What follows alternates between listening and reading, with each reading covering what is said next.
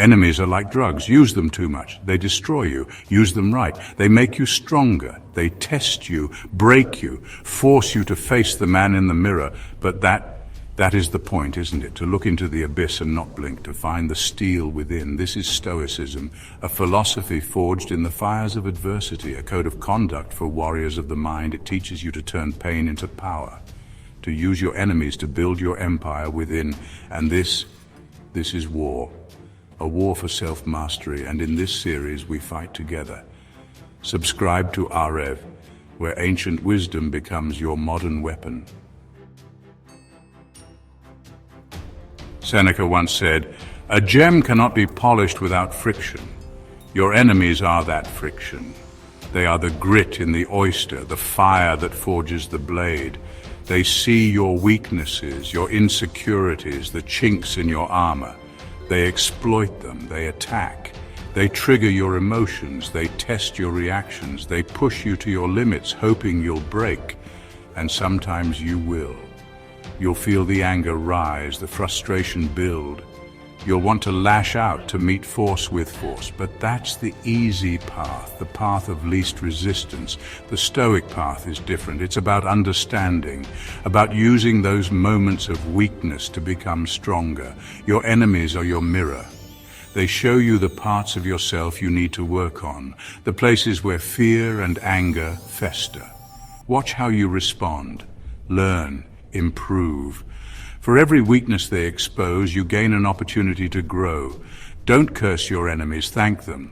They are the unwitting architects of your strength.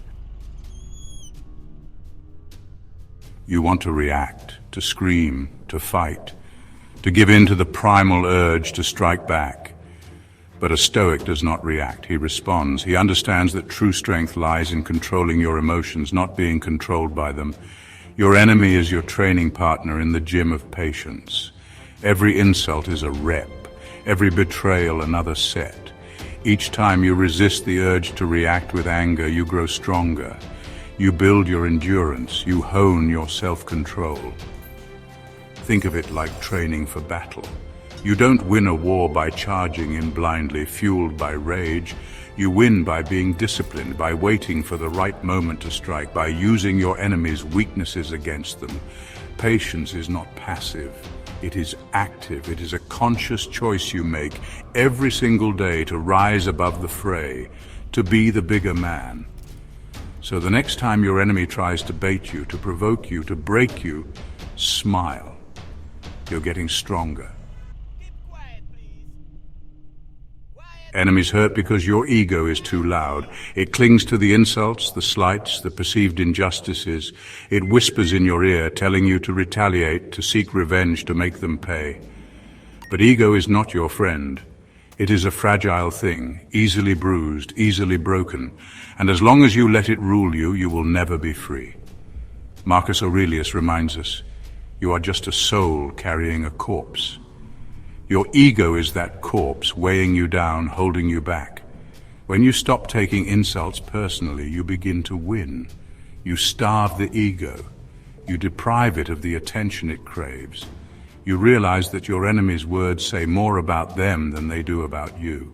Let your ego starve. Let it wither and die. In its place, let wisdom rise. Let calmness take root. Let your actions speak louder than any insult. Remember, true strength lies not in the size of your ego, but in the depth of your character.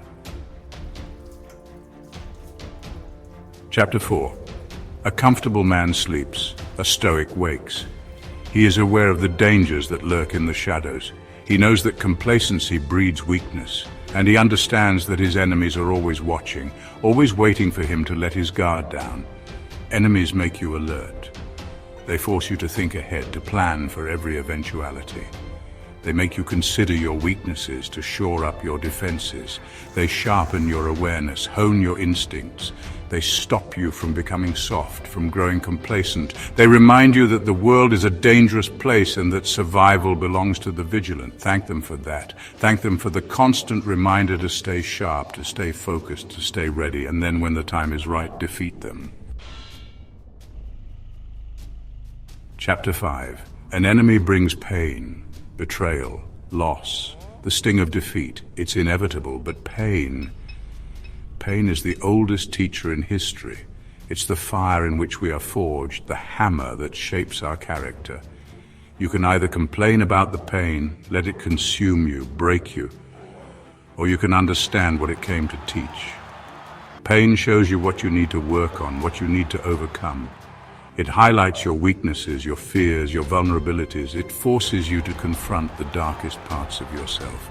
But here's the thing about pain, it also reveals your strength. It shows you what you're truly capable of enduring. It teaches you resilience, grit, determination. Use pain like fuel. Let it sculpt your character. Let it forge you into the weapon you were meant to be. Chapter 6. Enemies want you to lose control, to lash out, to fall apart at the seams. They know that an emotional man is a weak man, easily manipulated, easily defeated.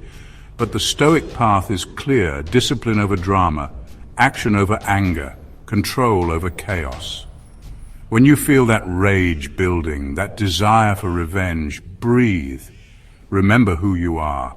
Remember what you stand for. Don't give them the satisfaction of seeing you break. Don't let their actions dictate your response. Respond. Don't react. Act with purpose, with clarity, with unwavering discipline. That is how you conquer not just your enemies, but yourself. Chapter 7. They help you practice forgiveness. Forgiveness. It's not a word often associated with warriors. But forgiveness is not weakness. It is the highest form of power. It's not about absolving your enemies of their actions. It's about freeing yourself. When you hold on to anger, resentment, the desire for revenge, you imprison yourself. You allow your enemies to live rent-free in your head. You give them power over your thoughts, your emotions, your actions. Forgiveness breaks those chains. It allows you to move on, to focus on what truly matters. It doesn't mean you forget what they did. It simply means you choose to no longer be defined by it. Your enemy stays in prison, the prison of their own making, and you walk free. You walk. Chapter 8. Strategy over emotion.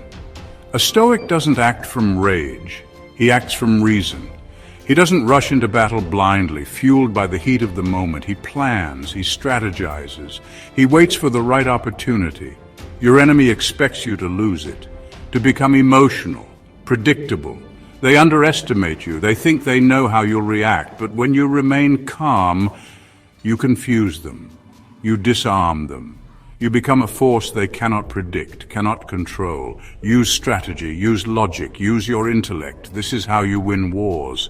Not with brute force, but with cunning, with patience, with the unwavering belief in your own ability to outmaneuver your opponent. Play the long game. Victory will be yours. Chapter 9, Seneca said, "He who angers you conquers you. Let no one conquer you, not with words, not with betrayal, not with actions designed to break your spirit. Self-control is your shield. It is the armor that protects you from the slings and arrows of your enemies. It is the one thing they can never take from you." When you feel that surge of anger, that desire to lash out, remember you have a choice. You can surrender to your emotions, or you can choose to rise above them. Control is your crown. Put it on. Rule yourself. Chapter 10. If your mission is revenge, you've already lost. You've allowed your enemy to dictate your path, to control your destiny. You've become a prisoner of your own anger. A Stoic man's goal is not to destroy, but to build, to grow, to rise above the petty squabbles that consume lesser men, to leave the world a better place than he found it. Your legacy is not defined by your enemies, but by how you choose to respond to them. Will you be remembered for your anger, your bitterness, your thirst for revenge?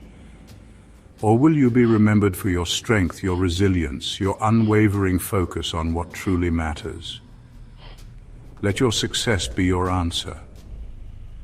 Let your achievements speak for themselves. Let your legacy be a testament to the power of self-mastery. Chapter 11.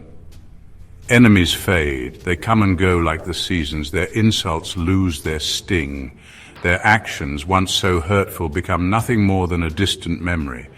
But the choices you make because of them, those echo forever. They shape your character, they determine your destiny. Will you become bitter or better? Will you allow their actions to poison your heart, to turn you into the very thing you despise? Or will you rise above? Will you use these experiences as fuel, as motivation to become the best version of yourself? Will you break or build your legacy? The choice, as always, is yours. Enemies are like drugs. Use them wrong. They poison you. They fill you with rage, bitterness, the insatiable thirst for revenge. They turn you into a slave to your emotions. But use them right, and they make you unstoppable. They become the fire in which you forge your spirit, the hammer that shapes your character. They reveal your weaknesses, forcing you to confront them, to overcome them.